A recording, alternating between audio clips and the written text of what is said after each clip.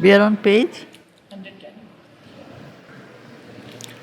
What we are there and here on earth shall be is imaged in a contact and a call. As yet, earth's imperfection is our sphere. Our nature's glass shows not our real self. That greatness still abides, held back within. Earth's doubting future hides our heritage. The light now distant shall grow native here. The strength that visits us, our comrade power. The ineffable shall find a secret voice. The imperishable burn through matter's screen, making this mortal body Godhead's robe. This is the transfiguration, the final change. It's not transformation, transfiguration. Because these forces, they come into our world. From the subtle physical, where there is no deterioration, where there is no imperfection, because there is no fixed solid matter.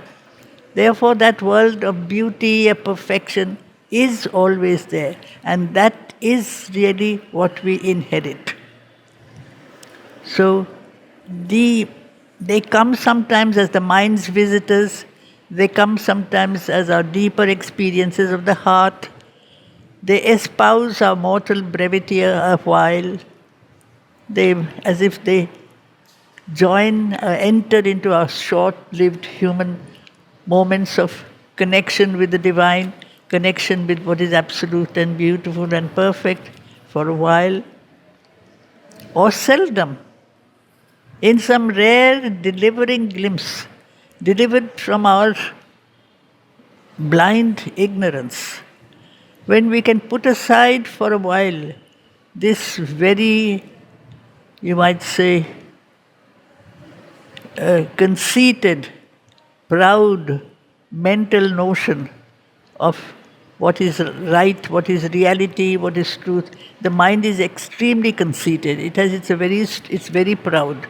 Just for a while, if we can become simple, then we become transparent. Then we can allow those forces to pass through us. And or seldom, in some rare delivering glimpse, are caught by our vision's delicate surmise. These moments of reality, of perfection, of beauty, of manifestation, that is permanent, it is always there. And they are caught by, not surmise is sometimes a form of guesswork. Here it is not, I don't suppose it is guesswork, but it is some kind of we catch something which is not with the help of thought, nor the help of reasoning. Something we grasp.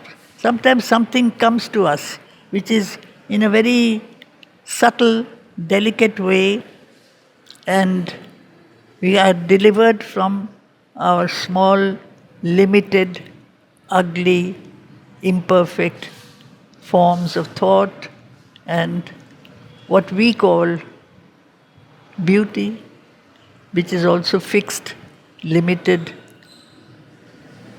But sometimes we do feel something else. So he says this fact that sometimes we do connect with this other world of permanent perfection and beauty shows that that is where we come from. You cannot connect with something if it is totally alien to you.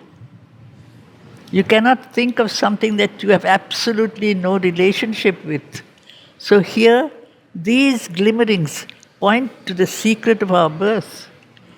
Even if it's a glimmering, even if it's just a flash, it shows that that is where we come from and the hidden miracle of our destiny.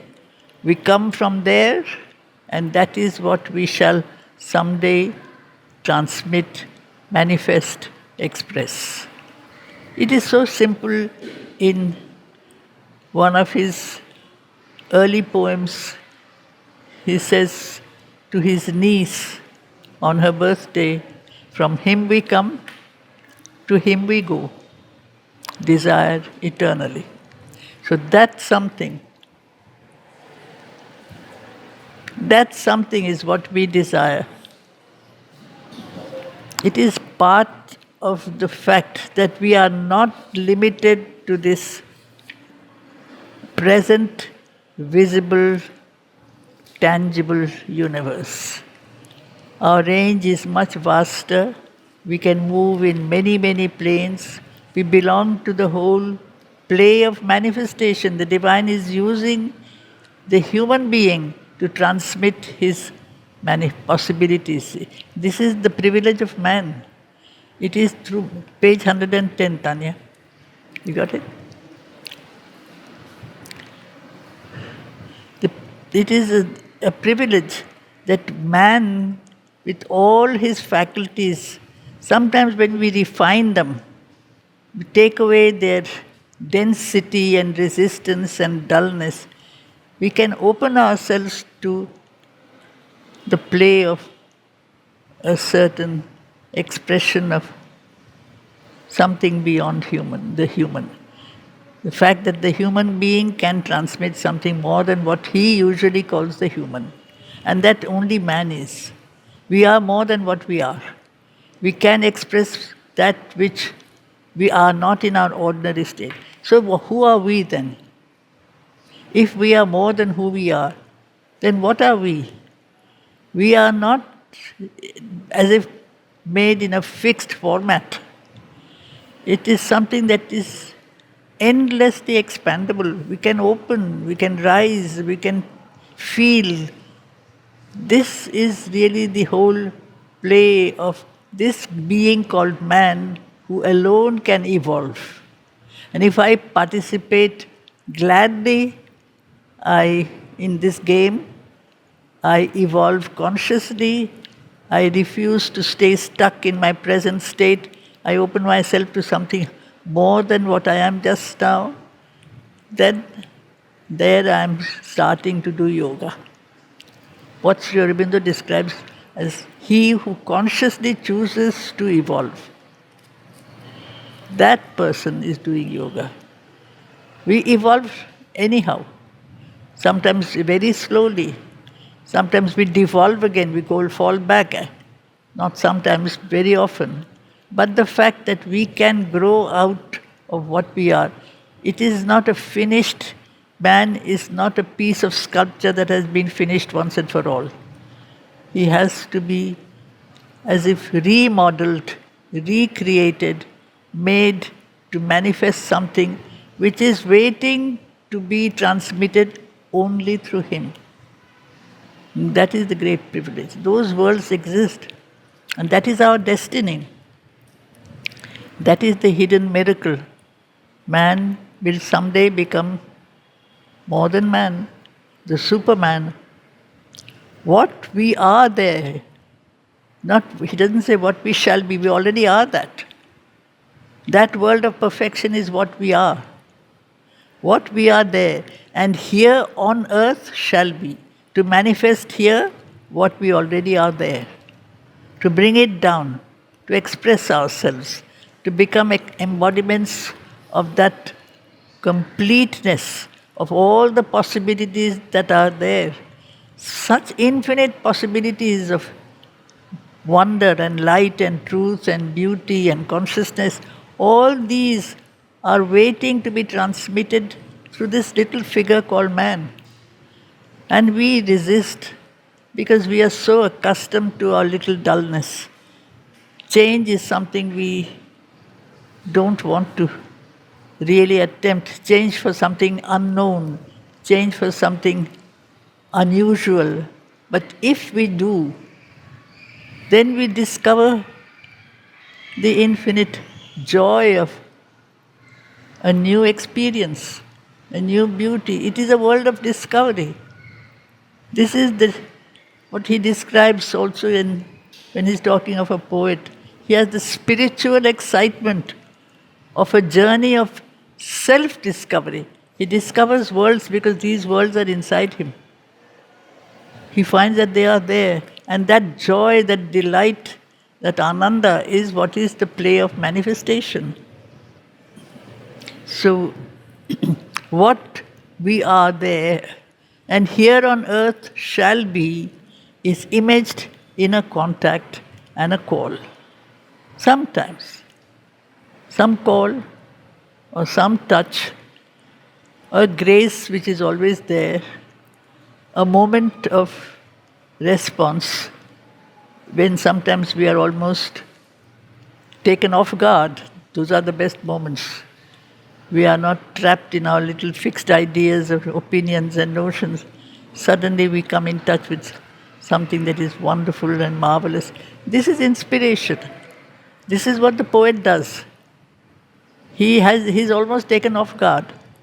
He captures an experience. He transmits it through him, through his own being.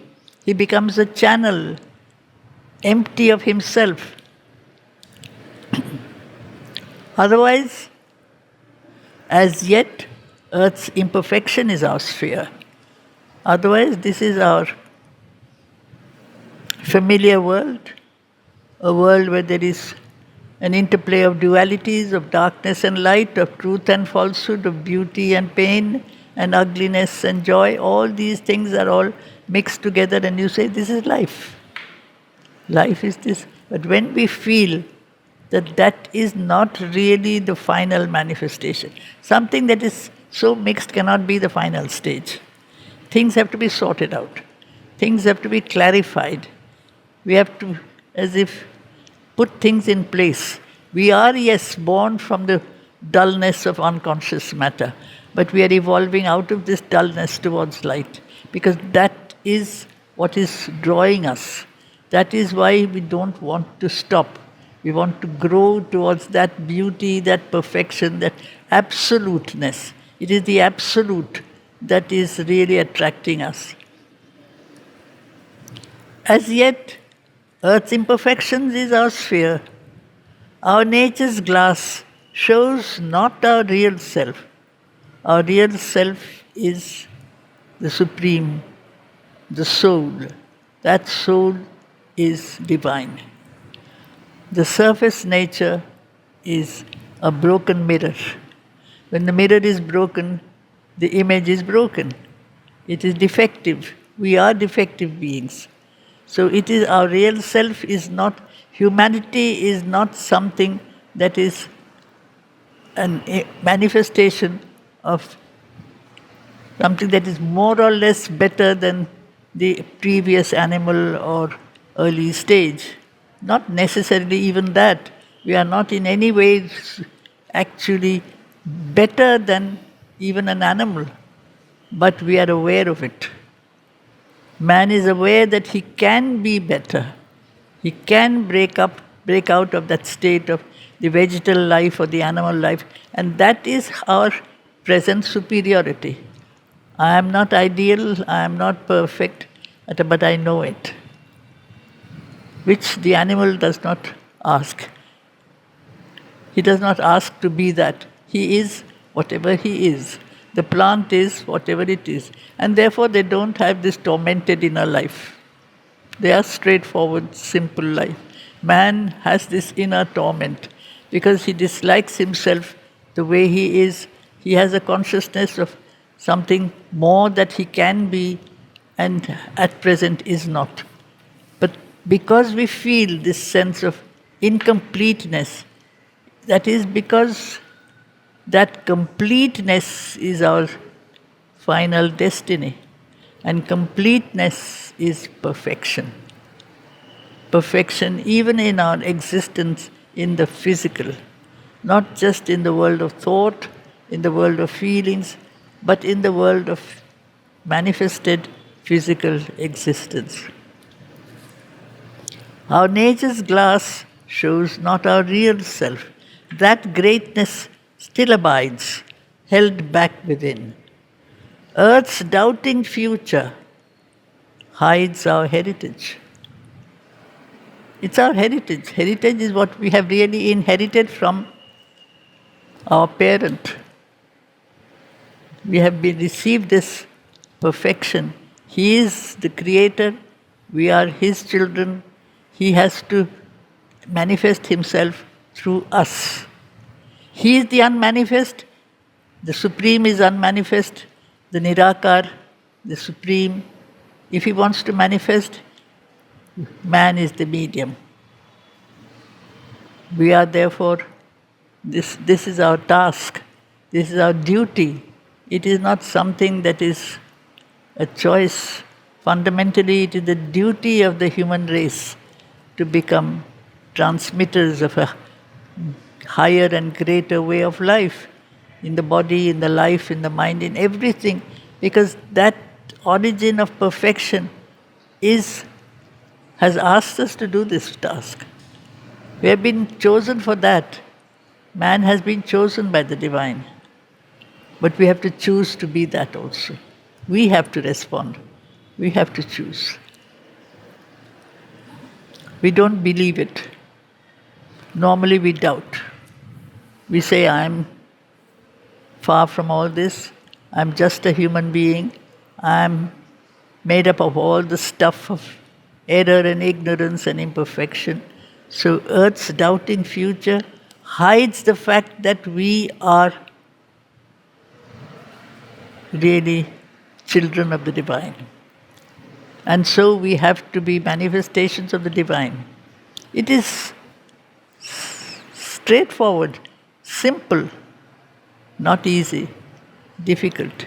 When we say that you tell the mother, we want to be always simply your little children. This is the first prayer the children are taught. Now and forever, simply your little children. To be simple, simply aware that it is through me that my mother will express herself. What an enormous responsibility, and how forgetful we are. We just live our little lives for our little selves. We forget. We say this sentence, it is an easy sentence. It is the most difficult sentence, I always think. To live it at every moment, to be a child of the mother at every moment, means we have to eliminate from us everything that is contrary to the divine. In thought and action, in speech, in movement, in feeling, in everything. It is a state of conscious choice at every second. We doubt that it is possible. But this is our heritage. You have inherited it from your mother. Our heritage is the wealth we have been passed on by our parent. That great, it is waiting for us. Earth's doubting future hides our heritage. But the promise in the next beautiful lines that follow, the light now distant shall grow native here. The day man will allow himself to become an instrument of the divine manifestation, that is the receptivity, that is the opening, that light shall manifest itself through man. The strength that visits us, our comrade power. Here and there, now and then, there are moments where we connect with something more than ourselves, but it should become our constant companion. That strength, that guidance, that light, that beauty. The ineffable shall find a secret voice, ineffable that cannot be expressed, and shall be expressed only through the human consciousness. See the enormous, you might say, task allotted to us. And yet we're so busy with our little lives, with our daily little existences, making its own little circles, talking and living and fulfilling our small daily satisfactions or dissatisfactions. But when we realize, what are we for? So much trouble nature has taken to develop this creature called man out of the original formless energy. That energy became matter. That matter became living matter. That living matter became thinking matter. And then in that thinking, living being, there is the first signs of something more than thought, more than this capacity to allow to be your own self. What we say, myself. I have to be myself. Then who am I? Man thinks he has a right to be himself, but who is man? What is man? Man is an instrument that is not just a creation, he is also an instrument for transmission. He is an interpretative being. The imperishable burn through matter's screen. This is the future of matter. Matter is what perishes. Life never perishes. Mind does not perish. Matter perishes. Matter breaks up because matter has this dense, inert resistance. Matter is made of inertia. And that is why the body dies. But when the body realizes that it is not made of dense matter, it is made of spiritual energy, of consciousness. That energy is consciousness. And it is just our ignorance that does not allow this consciousness to manifest itself, so that in every cell of the being there is inconscience. The presence of ignorance and error which is there. That is why it finally breaks up. But if we collaborate, if matter realizes it is made of the same stuff as the stuff of the spirit is consciousness, so is matter. Basically, matter is made of the same stuff. Then that light of the spirit will manifest itself through the body. This is the last text Aurobindo wrote, the divine body. At the very end of in the middle of 1950. I think it's August 1950. This was brought out in the bulletin. Making this mortal body Godhead's robe. The body then is simply an expression of divinity. Mortal is immortal. If it's Godhead's robe, then it is a form of divinity. Why should we say a form of humanity? Humanity is fundamentally an expression of the divine. Fundamentally, originally and ultimately. At present it is not that. All the other elements that contradict have come into play. They are having really a great deal of, you might say, freedom to manifest themselves. So there is chaos, confusion, ego, darkness, error. They have all come up to the surface. All that is really scum. Just like when you're boiling, say, sugar syrup, a great deal of scum comes on the surface. That scum has to be removed. We are living that scum, that dirt. It has to, I suppose, come up to the surface before it can be thrown out. When you realize it has to be thrown out, we can't forever be like this. Because this mortal body is created by that which is not mortal. It is simply a robe, a dress, a kosher, a covering of that which is eternal, formless. We are the form of the formless. That is the divine manifestation. The avatar is the form of the formless. So are we. Someday this is what we are supposed to be. This Spirit's greatness is our timeless source, and it shall be our crown in endless time. Endless time is almost a paradox. Time is the field. A field is not endless. Time is the field of expression. It is the play, is the plan of the divine. It is in this world of time that the eternal must manifest. The eternal manifests himself in every fraction of time. In every particle of space, the infinite is there. In every fraction of time, the infinite is there. He doesn't have to find an infinite stretch of nirvanic emptiness to find an opportunity to manifest, like the Nirakar Brahman. He may be the Nirakar, formless Brahman, but he's also the Sakar Brahman. Why should he not be both at the same time? He is everything. He can be small, he can be great. That is the delight of manifestation. Why manifest himself? Because he takes joy in that.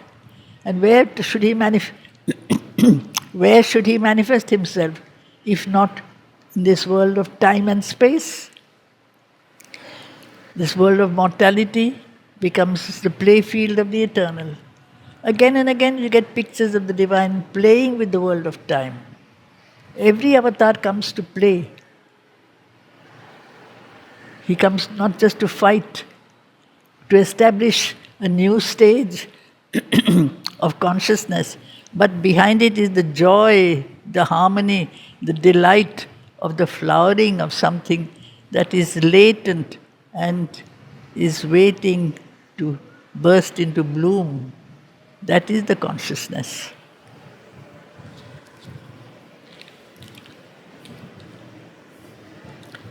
A vast unknown is round us and within. Within us is the vast.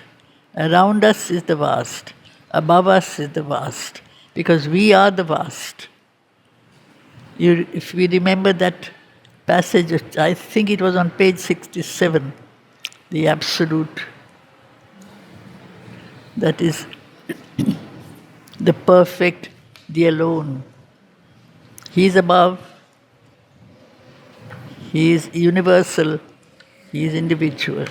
That Absolute is the immune from time, immune from limitation, immune from smallness, and yet it is the perfect, and that is us. That is the destiny of man. A vast unknown is round us and within. All things are wrapped in the dynamic one. Dynamic one, it's constantly growing, it's not finished. The play of manifestation is a constant growth. If it is finished, it is something that becomes fixed. And then it becomes static. The possibility of growth is not there. That is why we should never attach ourselves to fixed thoughts, fixed opinions, fixed ideas. We can say, I am this now. I shall not be this tomorrow perhaps. If I make an attempt, if I am conscious, if I am sincere, I can grow out of this now into something else. And that is the delight of experience. Ananda is the field of all expression. Why is this? It is not just Satchit, not existence and conscious force, it is also Ananda. The original principle in the supramental is Ananda, Satchitananda. If that is not there, the joy of manifestation of the divine is not there. That smile of the divine that is present everywhere, that is what you look for. Wherever you look, turn round, you see the divine smile. The presence is there in every flower, in every sky, in every child, in every wave. That delight of existence. All these things don't have egos. So the flower manifests the divine smile. The child also has not yet time to develop his ego. Man doesn't have it, or he has lost it. He has to work on himself, to get back what he had, to win back that treasure that he was given and he has misplaced it, he has forgotten.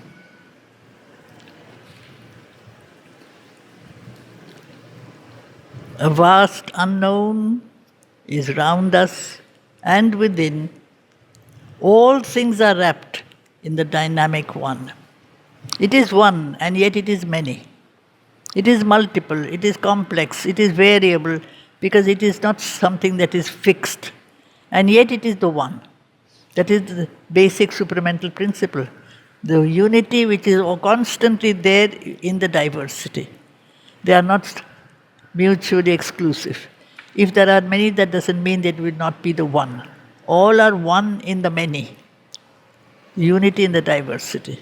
Matter is the spirit, and the sense of harmony that blends all this in a sense of supreme joy and love and beauty.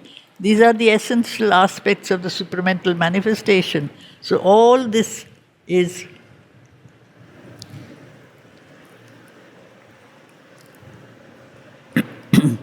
wrapped in the dynamic one. A subtle link of union joins all life. It's the same principle that is at work that started with the original manifestation of matter in which life was hidden. In this world of formless energy, matter was hidden. In the world of matter, life was hidden. So life and matter, they are not suddenly manifesting themselves in energy. Everything is working out as one play of the divine plan, that there should be the original, not void. The void that you call the shunya, that is not void, it is full of all the possibilities of the future. Not all totally manifested, but all things are joined in that one.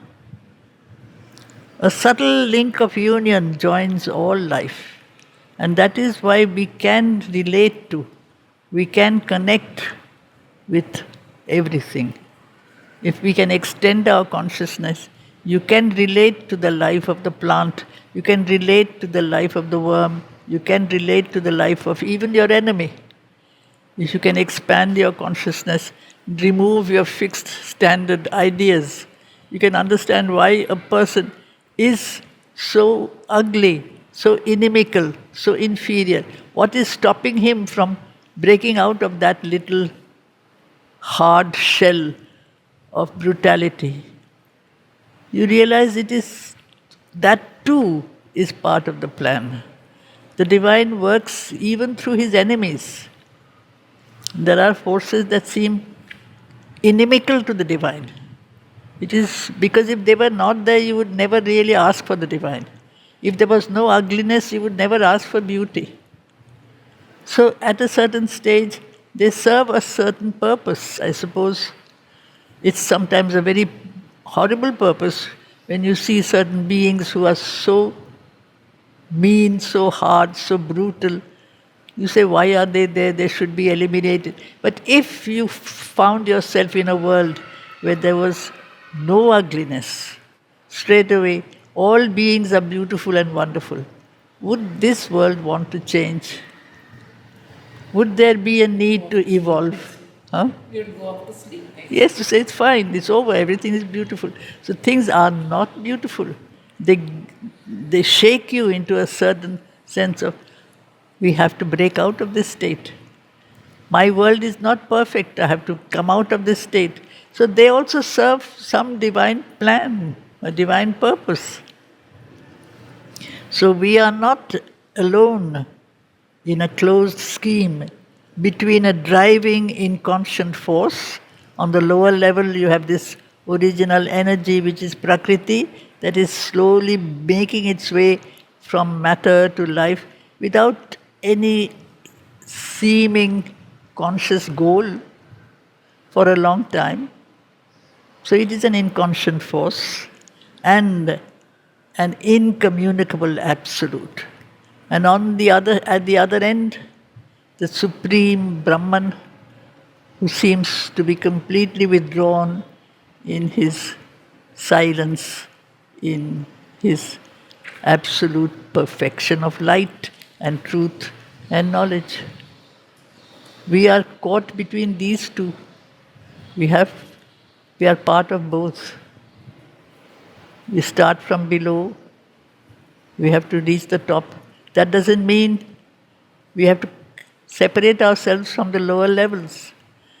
The image he sometimes gives is in The Traveller of the Worlds, it's like a staircase. You start from the bottom stair. The bottom stair is part of the same staircase. The top stair also is part of the same staircase. The top stair opens us to a wider, vaster horizon. But the bottom stair gives us the foundation. So we don't have to give up our connection with the lower levels of manifestation, provided I never lose contact that this lower level is also Him, is also the divine. The world of matter and in conscience itself is the divine. It is part of His game. Then I look at things, I live in a different way, I change myself. This is my destiny. Our life is a spur in a sublime soul range. Soul range is just the where I have to really, the range is where the horse runs.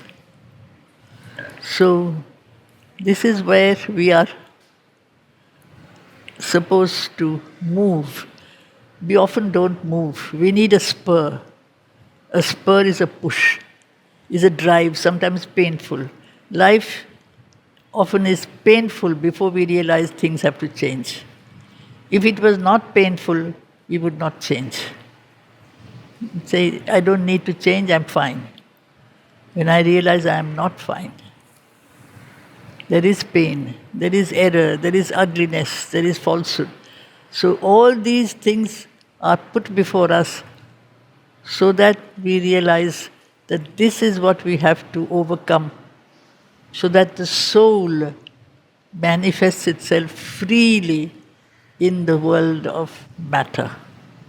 Spirit manifests itself without hindrance in the body, in the matter. Our being looks beyond its walls of mind and it communicates with greater worlds. There are brighter earths and wider heavens than ours.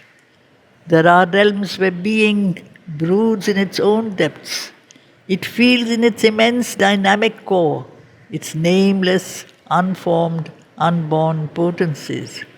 Cry for expression in the unshaped vast, ineffable beyond ignorance and death, the images of its everlasting truth look out from a chamber of its self-wrapped soul. So there are other worlds. Here's sonnets describing the other earths. They are there, but they are waiting. These worlds cry for expression. They want to manifest themselves in this world. Beyond ignorance and death, the images of the everlasting truth look out. They want to express themselves from a chamber of its self-wrapped soul, as if to its own inner witness gaze. There is the consciousness that is a witness. What does it witness? It witnesses the play of these forces. So this field of universal manifestation is a projection of that consciousness in all its variety, in all its richness. And they are not yet fully expressed. They are unformed potencies, powers that form themselves as we go forward. Just like as I go along up a slope or climbing a staircase, my range of vision changes. I see landscapes I didn't see before. I see realities I did not notice before. Because the state I am in opens me to new facets of reality. It is not something that is fixed in a simple formula of just a play of matter and energy. It is a play of the divine grace, the delight of manifestation. So it is as if the spirit is playing with itself from a chamber of its self-wrapped soul, as if to its own inner witness gaze. The power and passion of its timeless heart, that is the thing, the delight the force, the love, the joy of its heart, the grandeurs of its multitudinous might. The figures of its formless ecstasy, the grandeurs of its multitudinous might. All these are things that are waiting to be expressed through us, through the earth, through man. Jhumur-di, this sentence here, Huh. as if to its own inner witness gaze, the spirit holds up its mirrored self and works. Exactly. What is it witnessing? Its own self. Yes, that is the whole thing. It is witnessing itself, no? When you become conscious of yourself, you are seeing yourself. You see the possibilities that you contain. You see the wealth of experience and knowledge and power and joy that you are. With, without being disturbed. On the one hand, you are one with that central being, which is your inmost witness, Purusha. That Purusha is watching. The play of manifestation is not here just Prakriti, it is the delight of manifestation. And that is the joy of existence. Okay? We stop here today?